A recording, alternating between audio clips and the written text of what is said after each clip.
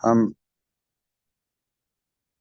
اپنی اسلامی تاریخ کا ایک مختصر سا خاکہ پیش کریں گے۔ کچھ دوستوں کا تقاضا آیا تھا کہ یہ خاکہ پیش کیا جائے، لیکن ایک بات جو ضروری عرض کرنی ہے، یہ ایک کتاب ہے جو اس وقت آپ کے سامنے ہے، اس کا نام ہے اطلس اسکرین نظر نہیں آ رہی ہمیں۔ ایک منٹ، کیا وجہ ہوئی اسکرین کے نظر نہ آنے کی؟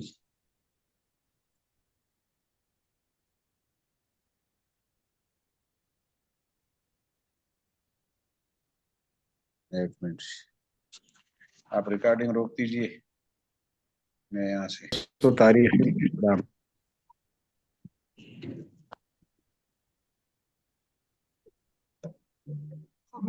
اطلس التاریخ الاسلامی، اطلس تاریخ الاسلام، اطلس کے نام سے جتنی کتابیں ہوتی ہیں ان میں نقشے ہوتے ہیں، جغرافیائی نقشے۔ تو اطلس القرآن ایک کتاب ہے جس میں قرآن پاک کے جغرافیائی نقشے ہیں۔ دوسری کتاب ہے اطلس السیرہ، اطلس السیرۃ النبویہ، اس میں رسول کریم صلی اللہ علیہ وسلم کی سیرت کے حوالے سے جغرافیائی نقوش ہیں، مختصر تاریخ اور ساتھ نقشے کے ساتھ اس کی تطبیق۔ اسی طرح اطلس الحدیث کتاب ہے، قرآن پاک احادیث نبویہ، احادیث نبویہ کے اندر جہاں جغرافیائی حوالے سے کوئی تفصیلات ہیں تو ان کا تعارف موجود ہے۔ اس کے علاوہ اطلس التاریخ الاسلامی یا اطلس تاریخ الاسلام جیسے ہمارے سامنے ہے، تو یہ کتاب بھی ہے جس میں تاریخی واقعات کے ساتھ ساتھ نقشے بھی ہیں۔ اس میں شروع میں سمجھایا ہے کہ علم الخرائط مسلمانوں کیا ہے، اس کی کیا اہمیت ہے، نقشہ نویسی، نقشہ خوانی، اور پھر آگے جو انہوں نے واقعہ پیش کیا ہے یا تاریخی تحقیق، تاریخی حقائق پیش کیے ہیں تو ساتھ نقشہ دیا ہے۔ شروع میں نقشوں کے حوالے سے تفصیلات بھی ہیں۔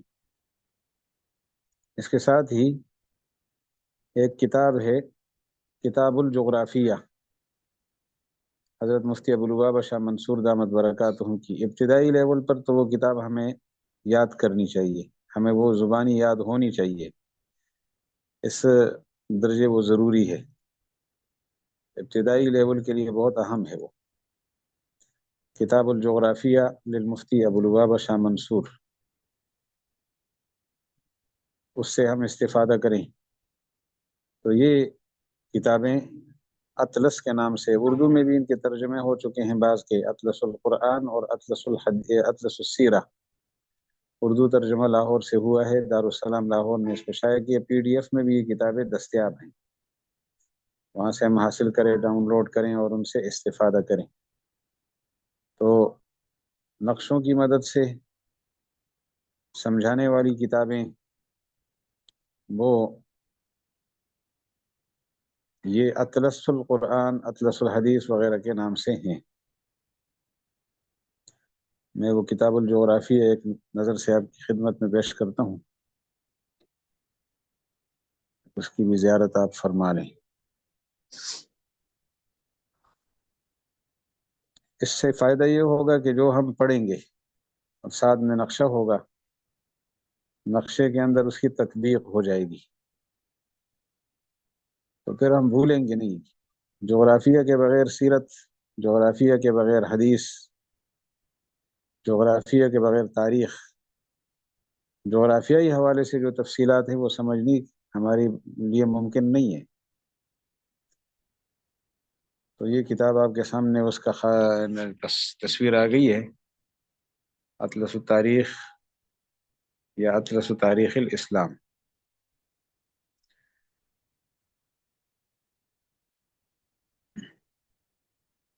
اب ہم تھوڑی سی تاریخ دیکھ لیتے ہیں۔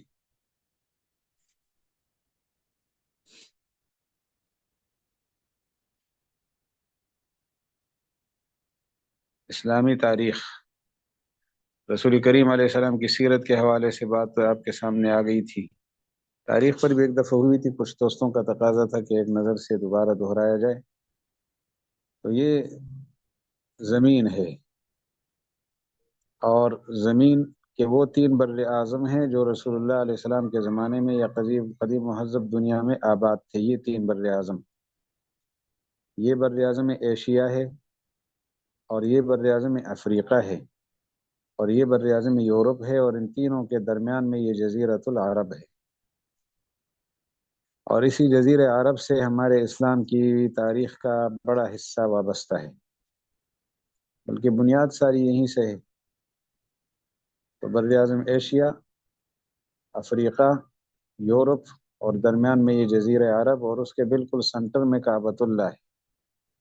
کعبۃ اللہ کا یہ اشارہ مل رہا ہے، مکہ مکرمہ کا علاقہ، اس کا اشارہ مل رہا ہے۔ مکہ مکرمہ پرانی شکل اس کی یہ تھی، پھر آگے بڑھتے ہوئے آبادی شروع ہو گئی تو یہ حالت بنی، پھر مزید ترقی ہو گئی تو یہ صورتحال پیدا ہو گئی، مزید آبادی بڑھ گئی تو یہ شکل بن گئی، اور مزید ترقی ہو گئی تو یہ حالت تھی، اور پھر یہ حالت رہی یہ، اور اب موجودہ شکل یہ ہے۔ موجودہ شکل مکہ مکرمہ کی یہ دیکھ رہے ہیں ہم۔ یہ مختلف مراحل گزرنے کے ساتھ ساتھ مکہ مکرمہ کی ترقی کا نقشہ ہمارے سامنے ہے۔ اور جزیرہ نما عرب، یہ جو علاقہ ہے، اس کو یہاں پیش کیا ہے، یہ جزیرہ عرب۔ اس جزیرہ عرب میں مکہ مکرمہ سے ہماری تاریخ وابستہ ہے، یہ مکہ مکرمہ ہے، اور پھر اسلام نے یہیں سے ترقی کی، پھر یہ مدینہ منورہ ہے، بنیاد یہاں پڑی، امت یہاں بنی، مکہ مکرمہ میں امت بنی ہے، اور مدینہ منورہ میں پھر ریاست بنی ہے، ریاست مدینہ، اسی امت نے ریاست بنائی ہے، اور اسی بنی ہوئی امت کی قیادت میں پھر ریاست نے ترقی کی ہے۔ تو رسول اللہ علیہ السلام کی حیات مبارکہ میں جزیرہ عرب کے اندر اسلام زندہ ہو چکا تھا، اور آپ علیہ السلام نے جاتے جاتے یہ نصیحت فرمائی تھی، وصیت فرمائی تھی، اخرج الیہود والنصارى من جزیرۃ العرب۔ عرب کے جزیرے میں کچھ یہود تھے اور کچھ نصارہ موجود تھے، نجران کے علاقے میں، یہ یمن ہے، اس کے ساتھ نجران کا علاقہ ہے، اس ایریا میں، وہاں پر عیسائی آباد تھے، اس ایریا میں نہیں، بلکہ نجران، یہ سامنے یہ نجران کا علاقہ موجود ہے، یہ اس ایریا میں نجران، اس نجران کے اندر عیسائی آباد تھے۔ حضرت مغیرہ ابن شعبہ رضی اللہ عنہ پہلے یہاں گئے تھے، اور یہ مدینہ منورہ کے شمال میں اس جگہ خیبر ہے، یہاں یہود آباد تھی۔ اخرج الیہود والنصارى من جزیرۃ العرب، یہاں سے ان کا اخراج ہو گیا تھا، حضرت عمر فاروق رضی اللہ عنہ کے دور خلافت میں۔ یہ ارتداد کی جنگوں کا خاکہ ہے، ارتداد کس کس رخ پہ پھیلا تھا اور کیا کیا جنگیں ہوئی، اس کا نقشہ ہمارے سامنے ہے۔ تو اطلس السیرہ اس کے لیے بہترین کتاب ہے، یہ نقشے اس میں آ جائیں گے۔ اسلام اللہ تعالیٰ کا آخری اور کامل اور مکمل پیغام ہے، اور قرآن پاک نے اس کی گواہی دی ہے۔ خلافت راشدہ کا دور ہم دیکھتے ہیں۔ خلافت راشدہ کا دور سن 41 ہجری سے ہے، اور 41 ہجری سے لے کر، نہیں 41 نہیں 11 ہجری سے 41 ہجری تک ہے یہ، اور دورانی 30 سال ہے۔ یہ بنتی ہے، رسول اللہ علیہ السلام نے جب ہجرت فرمائی تھی، عیسوی کا سال یہ تھا 622، یہ عیسوی کا سال تھا، تو 622 کے حساب سے پھر آگے ہم دیکھ سکتے ہیں۔ ہجرت کے سال کو عیسوی میں تبدیل کرنے کے لیے بنیاد ہمارے پاس 622 ہے۔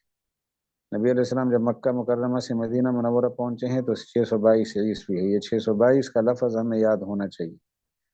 مزید آگے اگر کسی ہجری کو معلوم کرنا ہے، یعنی عیسوی میں تبدیل کرنا ہے، تو اس کا طریقہ یہ ہے کہ ہم ہجری کے سال کو تقسیم کریں گے، ہجری کا سال تقسیم کریں گے، ہجرت کے سال کو تقسیم کریں گے ہم، ہجرت تقسیم 33، یوں، یہ ہجرت ہے، یہ تقسیم کی علامت ہے، اور یہ 33 ہے۔ اس کا جو جواب آئے گا اس کو اسی ہجرت کے سال سے ہم منفی کریں گے. مثلا آج کل 1446 گزر رہا ہے، اس کو ہم 33 پر تقسیم کریں. 33 پر تقسیم کرنے کے بعد جو جواب آئے گا وہ جواب ہم یہاں نوٹ کر لیتے ہیں. مولانا صاحب آپ دیکھ لیں کیا جواب بنتا ہے. 1446 تقسیم 33.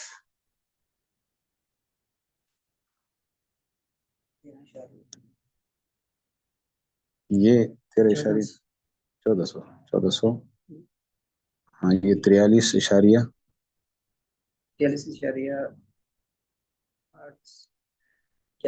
ہاں 81 یہ جواب آیا جی. 33 پر تقسیم کرنے کے نتیجے میں یہ جواب آیا. اس میں یہ 43 ہے. آگے اگر یہ 50 سے اوپر ہو تو ہم پورا سمجھیں گے، 44 سمجھیں گے. اس طرح اس 44 کو ہم 1446 سے منفی کر لیتے ہیں. منفی کر لیں آپ جی. 44 کو منفی کر لیں 1446 سے، اس سے تو کتنا بچ جائے گا؟ 2 صفر 1402 بن جائے گا. 1402 اس میں 622 جمع کر لیں. یہ 622 اس میں آخر میں جمع کر لیں. جمع کر لیں. جمع نہیں 780 نہیں بنے گا. جمع آپ نے منفی کیا ہے. جمع کیجیے. السلام علیکم. جمع کریں گے آپ. 1402 جمع 622.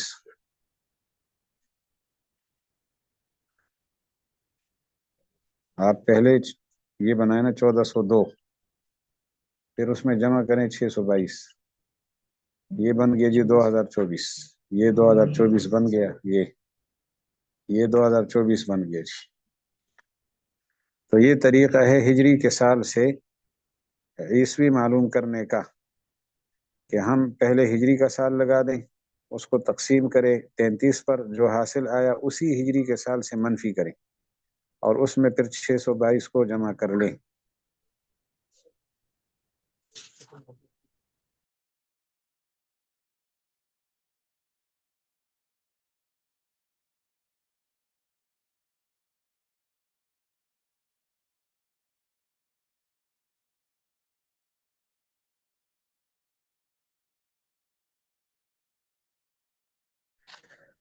تو ہجری کا سال تقسیم 33 جو حاصل آیا اسی ہجری سے منفی کریں، اور پھر جو جواب آیا اسی میں 622 کو جمع کر لیں، تو ہمیں آسانی سے نتیجہ نکل آئے گا. ہمیں عیسوی کا سال معلوم کرنے میں زیادہ دقت نہیں ہوگی. اگر معمولی اونچ نیچ ہو تو قرب و جوار معلوم ہو جائے گا. تو حضرت رسول کریم علیہ السلام 11 ہجری آپ کی وفات ہے، تو 622 رسول اللہ علیہ السلام نے ہجرت فرمائی ہے. اس میں آپ 10 سال جمع کر لیں تو یہ 632 بنتی ہے. 632 سے آگے یہ خلافت راشدہ کا آغاز 632 عیسوی سے ہوا ہے. چونکہ عوام کو سمجھانے کے لیے ہمیں یہ راستہ اختیار کرنا پڑتا ہے. یہ تاریخ عالمی بن گئی ہے، مسلمانوں کی تاریخ یہ رہی ہے. تو 632 اس میں 30 سال جمع کریں گے تو خود بخود معلوم ہو جائے گا کہ یہ کتنا بنا جی. 662 بنے گا. 662 تک جو ہے نا یہ ہماری رہی ہے خلافت کی ترتیب، خلافت راشدہ کی 30 سال. اس میں حضرت صدیق اکبر رضی اللہ عنہ 11 سے 13 تک رہے ہیں. 632 سے 635 تک سمجھ لیں. پھر حضرت عمر فاروق رضی اللہ عنہ تشریف لائے ہیں. بنیادی طور پر آج جو بات ہم نے سمجھنی ہے وہ یہی ہے کہ ہجری کے سال کے ذریعے سے عیسوی کا سال کیسے معلوم کریں گے، کیونکہ ہجری کا سال تو مسلمانوں کو معلوم ہے. ہر تاریخ کی کتاب میں کوئی بھی واقعہ ہے تو اس کے ساتھ ہجرت لکھی ہے. علامہ تفتزانی کی وفات کب ہوئی؟ کہتے جی 792 کو ہوئی. اب 792 کا عیسوی سال معلوم کرنا ہے کہ کیا ہوگا. اسی طرح امام بخاری کی وفات کب ہوئی ہے؟ جی 256 کو ہوئی ہے، تو 256 کو ہم اسی طرح 33 پر تقسیم کریں گے. 33 پر تقسیم کر لیں مولانا 256 کو، تقسیم 33 7.75 بنے گا. ہم آگے دیکھتے ہیں کہ 256 اور اس کو ہم نے منفی کیا، اسی 256 میں سے اسی کو منفی کیا، پھر 256 سے ہم نے 7 یعنی 7 کو نکالا. ابھی تقریباً 7 کو آپ نکال لیں تو 249 بن جائے گا. 249 اور اس میں 622 کو جمع کر لیں. 249 جمع 622 200.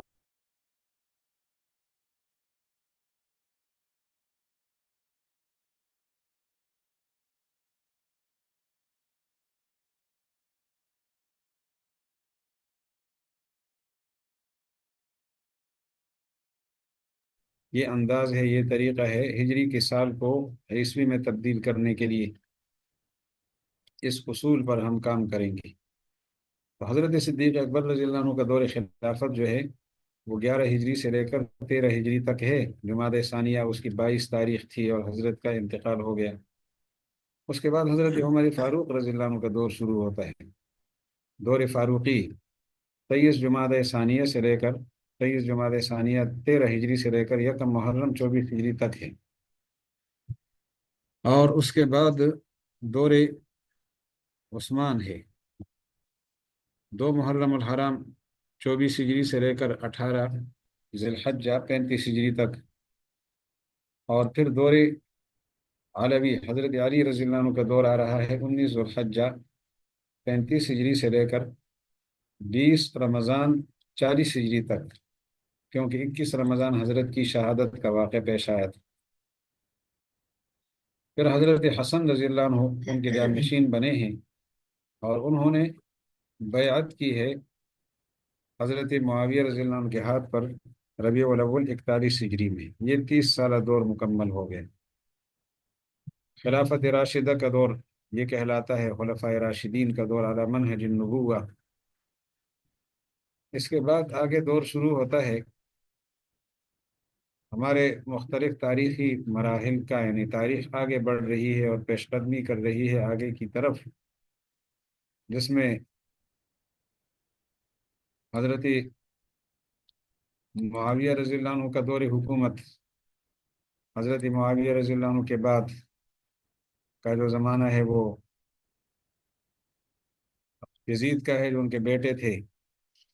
ایک نظر آپ دوبارہ ملاحظہ فرمائیں، اس میں ایک تاریخ کی یہ شکل آئے گی. یہ ہمارا جغرافیائی خاکہ ہے.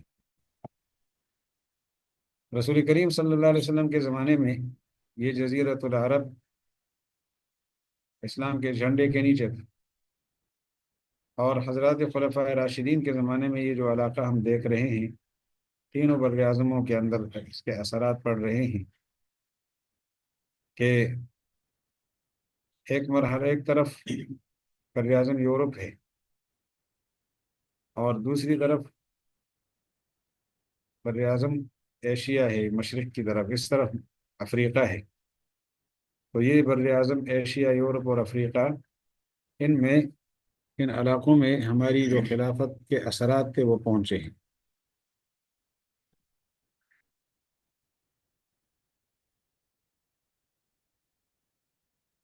یہ خلفائے راشدین کا زمانہ الجزائر تک، مغربی جانب میں، مشرقی جانب میں خلفائے راشدین کے زمانے میں وسطی ایشیا کی ریاستیں، بھائی بلینک سکرین آ رہی ہے، افغانستان، بلیک سکرین نہیں ٹھیک آ رہی. اور اسی طرح شمال کی طرف آذربائیجان، آرمینیا، حضرت عثمان کے زمانے میں یہ علاقے فتح ہو گئے تھے.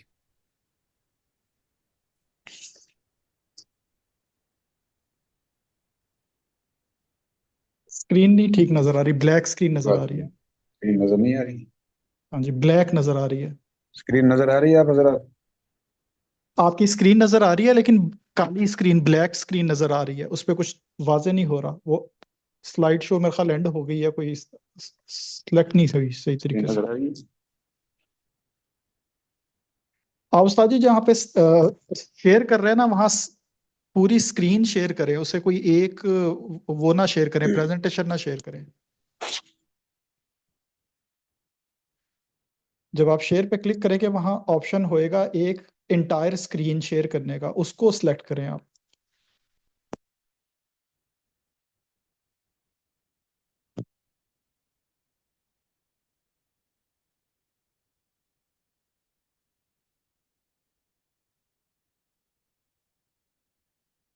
جی اب آ رہی ہے.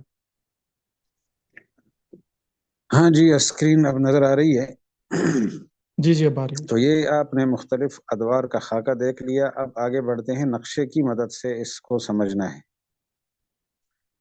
یہ جزیرہ عرب ہے. رسول اللہ علیہ السلام کی حیات مبارکہ میں اس جزیرہ عرب میں اسلام زندہ ہو گیا اور اس کا اقتدار قائم ہو گیا. پھر حضرت عمر فاروق کے زمانے میں وہاں سے یہودی اور عیسائیوں کا اخراج بھی ہو گیا. حضرت صدیق اکبر کے زمانے میں پیش قدمی ایران کی طرف ہو گئی تھی اور شام کی طرف، شام کے علاقوں میں پیش قدمی جاری تھی. ابو عبیدہ عامر بن الجراح رضی اللہ عنہ یہاں تھے، اور حضرت خالد بن ولید رضی اللہ عنہ عراق سے یہاں آئے تھے. تو حضرت عمر فاروق رضی اللہ عنہ نے خالد بن ولید رضی اللہ عنہ کو معزول کر کے ابو عبیدہ عامر بن الجراح کو کمانڈر بنایا تھا، اور ان علاقوں کو ان کے دور میں فتح کیا گیا ہے. یرموک کا علاقہ، یرموک کی جنگ مشہور جنگ ہے. حضرت ابو عبیدہ عامر بن الجراح کی قیادت میں وہ جنگ ہوئی تھی. امام اہل سنہ حضرت مولانا محمد سرفراز خان صفدر رحمۃ اللہ علیہ کی کتاب ہے شوق جہاد. اس کتاب میں واقعہ لکھا ہے شوق جہاد، تو کہ اس علاقے میں یرموک کے اندر جو جنگ ہوئی تو باہان آرمینیا اس علاقے میں ہے. یہاں کے عیسائیوں کا بڑا آدمی تھا. اس نے یہاں حملہ کیا اور وہ 8,60,000 لوگ لایا تھا. 8,60,000. جو 60,000 جو تھے وہ عرب تھے. جبل ابن ایہم غسانی کی قیادت میں. جبل پہلے مسلمان ہو گیا تھا، حضرت عمر فاروق کے زمانے میں ان کے عدل و انصاف کی وجہ سے بھاگا اور کافر ہو گیا. ایک مسلمان کو اس نے تھپڑ مارا، اس کو تکلیف دی. حضرت عمر نے فرمایا قصاص ہوگا، تو اس سے وہ بھاگا اور مرتد ہو گیا. اس کی قیادت میں 60,000 عرب مقابلے پر تھے، اور حضرت ابو عبیدہ عامر بن الجراح رضی اللہ عنہ کے پاس حضرات جو تھے وہ 30,000 تھے. 30,000. تو ایک کا مقابلہ 2 سے ہو تو 60,000 عرب کا مقابلہ 30,000 صحابہ سے، بس 30,000 مسلمانوں سے. آگے جو 8 لاکھ پیچھے تھے عیسائی، وہ بیغم تھے، اور ان کا منصوبہ بھی یہی تھا کہ عرب آپس میں لڑتے رہیں. یہ جو 60,000 عرب تھے یہ عیسائی عرب تھے، سامنے مسلمان تھے. اور باہانی ارمنی جو ہے وہ بڑا کمانڈر تھا ان کا. جبل ابن ایہم غسانی جو ہے وہ عربوں کی طرف سے کمانڈر تھا. تو حضرت خالد ابن ولید رضی اللہ عنہ نے اجازت مانگی تھی کہ ہم 5 آدمیوں کو آپ بھیج دیں، پہلے تو میں اکیلے جاتا ہوں، ان سے لڑتا ہوں. ابو عبیدہ رضی اللہ عنہ نے اجازت نہ دی، فرمایا 5 آدمی اجازت نہ دی. پھر 60 آدمی گئے تھے، 60 آدمی. اور 60 آدمی جب وہاں پہنچے تو جبلہ نے تکبر کے انداز میں کہا کہ مذاکرات کا وقت گزر گیا ہے، آپ لوگ 60 آدمی آئے ہو، لگتا ہے مذاکرات کے لیے آئے ہو. تو حضرت خالد نے فرمایا مذاکرات کے لیے نہیں آئے، ہم لڑنے آئے ہیں. تو اس نے بڑے تکبر کے ساتھ حملہ کیا، اور اس حملے میں لڑائی ہوئی، رات گئے تک لڑائی رہی. اس میں مسلمانوں کے 5 حضرات شہید ہوئے ہیں، اور 5 گرفتار ہو گئے تھے، وہ بھی رات کو رہا ہو کر واپس آئے. اور جو دوسرے ان کی طرف سے کافر تھے ان کی بڑی تعداد ماری گئی تھی. تو اسی پر شاعر نے شعر کہا تھا کہ غزا ستونہم 60,000 وما هذا تولوا مدبرین. مسلمانوں کے 60 آدمیوں نے، غزا ستونہم 60,000، ان کے 60 آدمیوں نے، ستونہم ان کے 60 آدمیوں نے ان کے 60,000 سے جنگ کی. وما هذا، اور اس کے باوجود تولوا انہوں نے منہ پھیرا، مدبرین منہ پھیر کر بھاگے. تو یہ آرمینیہ کی جنگ، آرمینیہ نہیں تو یرموک کی جنگ، اور اس میں یہ حضرات کامیاب ہو گئے. اور پھر یہ شام، فلسطین، اردن، لبنان کے علاقے ہمارے پاس آ گئے. حضرت یزید ابن ابی سفیان امیر بنے، یہاں کے گورنر بنے. ان کی وفات کے بعد حضرت عمر نے حضرت معاویہ رضی اللہ عنہ کو گورنر بنایا، اور اسی موقع پر عمرو بن العاص رضی اللہ عنہ کی پیش قدمی مصر کے علاقے میں رہی، مصر فتح ہوا اور یہ یہاں تک کے علاقے قبضے میں آ گئے، مشرق میں یہ علاقے کاشغر تک، اور اسی طرح یہ افغانستان کا علاقہ، وسط ایشیا کی ریاستیں، آذربائیجان، آرمینیا، یہ ساری ریاستیں مسلمانوں کے قبضے میں آئی ہیں۔ پھر جب حضرت معاویہ رضی اللہ عنہ کا دور شروع ہوا، بنو امیہ کا زمانہ، تو پیش قدمی آگے بڑھی اور یہاں تک پہنچی۔ یہ علاقہ بھی آیا 93 ہجری میں، اس علاقوں میں مسلمان فاتح ہو کر کی حیثیت سے پہنچ گئے تھے۔ یہ ہندوستان میں محمد بن قاسم اور یہاں پر طارق بن زیاد، یہ اندلس ہے۔ یہاں مشہور واقعہ ہے کہ یہ جو مراکش ہے، اس کا سربراہ تھا اس کی بیٹی، یہاں کے حکمران کے پاس رہی اور اس نے ظلم کیا، یعنی بے حیائی کا ارتکاب کیا، تو اس نے باپ کو شکایت لگائی۔ اس کا باپ مسلمانوں کے پاس آیا، مسلمانوں کو لے کر یہاں حملہ آور ہوا اور ہمارے پاس اندلس آ گیا۔ 12,000 لوگ یہاں داخل ہوئے تھے اور کشتیاں ساحل پہ جلائی تھی۔ اور یہ جو ایریا ہے آگے المحیط الاطلنطی، بحر محیط یعنی محیط اطلسی، اوقیانوس، بحر اوقیانوس، بحر ظلمات بھی اسی کو کہا جاتا ہے۔ تو علامہ اقبال جو شعر پڑھتے ہیں کہ وہ دشت و دشت اریابی نہ چھوڑے ہم نے، بحر ظلمات میں دوڑا دیے ہیں گھوڑے ہم نے۔ حضرت عقبہ بن نافع نے یہاں گھوڑا ڈالا تھا اور فرمایا تھا کہ اس سے آگے زمین ہوتی میں وہاں بھی پہنچتا، کیونکہ آباد زمین کا آخری کنارہ یہی تھا۔ تو یہاں تک حضرت عقبہ بن نافع رضی اللہ عنہ پہنچے ہیں۔ وہ تقریباً سن 63-64 ہجری میں ان کی وفات ہوئی، الجزائر میں مدفون ہیں۔ پھر مزید آگے اسلام پھیلتا گیا اور یہ جو علاقے ہیں، یہ جو ہم دیکھ رہے ہیں، یہ زرد نشانات، اور مزید آگے تو یہ ان علاقوں تک اسلام جو پہنچا ہے وہ پھر بنو عباس کے زمانے میں پہنچا ہے، اور بنو عباس کا دور 656 میں پہلا مرحلہ ختم ہوا ہے اور دوسرا مرحلہ 923 میں ختم ہوا ہے۔ 656 ان کے خاتمے کا پہلا مرحلہ ہے۔ بہرحال وہ نقشے کی مدد سے آگے تفصیل آ رہی ہے۔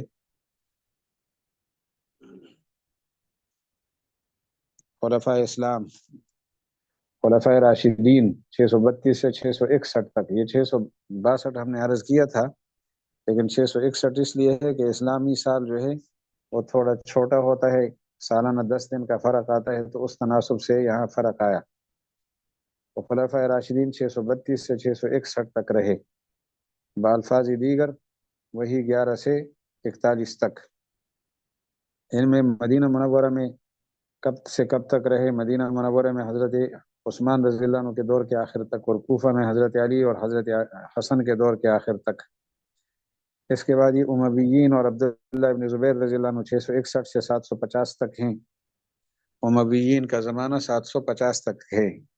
ان میں جو 712 عیسوی ہے، 93 ہجری بنتی ہے، 712، یہ محمد ابن قاسم کی پیش قدمی ہے سندھ کی طرف، اور طارق ابن زیاد کی پیش قدمی ہے اندلس کی طرف۔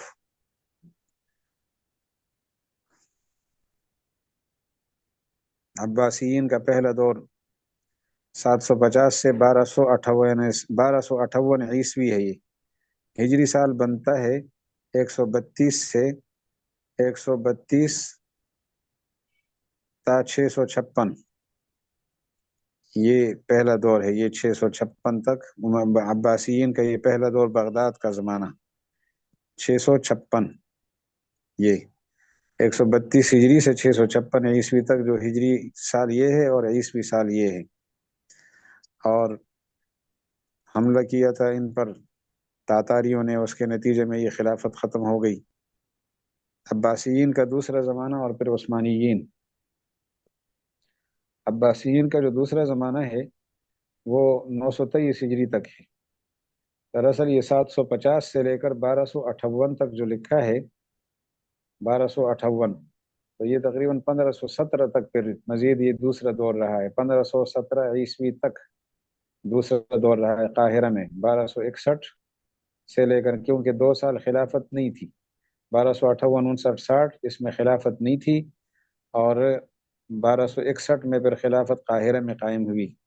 یہ وہ زمانہ تھا درمیان کا کہ اس میں محدثین مفسرین یا مصنفین کتابیں لکھتے ہیں اور ایک جملہ آخر میں لکھتے ہیں دخلت سنۃ والمسلمون بلا خلیفہ، نیا سال آیا اور مسلمان خلیفہ کے بغیر ہیں، تو 3 سال مسلمان خلیفہ کے بغیر رہے، اور پھر قاہرہ میں خلافت کا نظم دوبارہ عباسیوں نے قائم کیا، اور مستنصر باللہ عباسی سے لے کر متوکل علی اللہ ثالث تک، اور یہ 1517 آخری مرحلہ ہے۔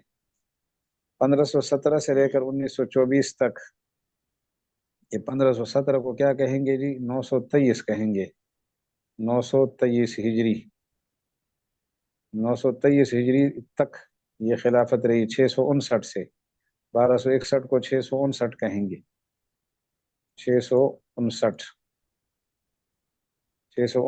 ہجری سے 923 ہجری تک، بالفاظ دیگر 1261 سے 1517 عیسوی تک، اور پھر 1924 تک یہ 1342 بنتی ہے، 1924 1342 ہجری بنتی ہے، 1342 ہجری سلطان عبد المجید ثانی کے ذریعے سے خلافت مکمل ہو گئی تھی، اور پھر قبضہ کر لیا ترکی پر انگریز نے، اور پھر مزید تفصیلات ہمارے سامنے آئیں گی انشاءاللہ۔